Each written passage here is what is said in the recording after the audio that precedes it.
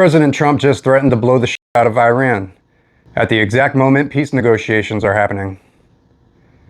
Is this strategy or sabotage? And so Vance looks very confused. Obviously, he's like, wait, what? Not even going to say hi. Just literally walks right by him. The MOU that was signed with Iran states both sides must refrain from the threat of force against each other. Okay. And then today, as they are just arriving at this place, here's his quote: "I'll blow the shit out of them. If they don't make a deal, we'll collect tolls. You close the Strait of Hormuz and you won't have a country. You won't even make it back to your fucking country." That's what he said. The negotiations were taking place in Switzerland and were being mediated by Pakistan and Qatar. Vice President J.D. Vance was leading the American side and was publicly talking about turning over a new leaf with Iran and improving relations in the Middle East. So on one side, you got American negotiators talking about diplomacy. And in the background is Trump, making some of the most aggressive comments we've heard since the fighting began. Iran responded by filing a formal complaint with the mediators and leaving the negotiations.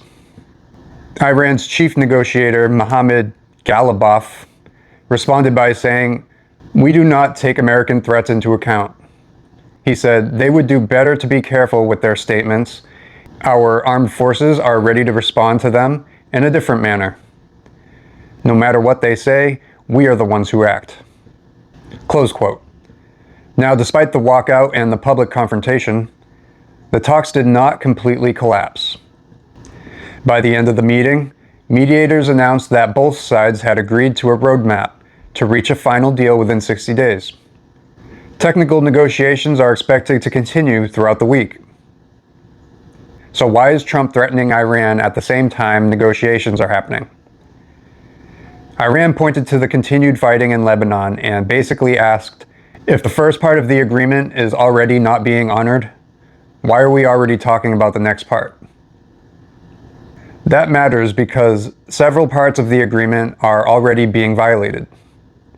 Fighting between Israel and Hezbollah has continued in Lebanon, despite ceasefire efforts. And Iran has again threatened shipping through the Strait of Hormuz.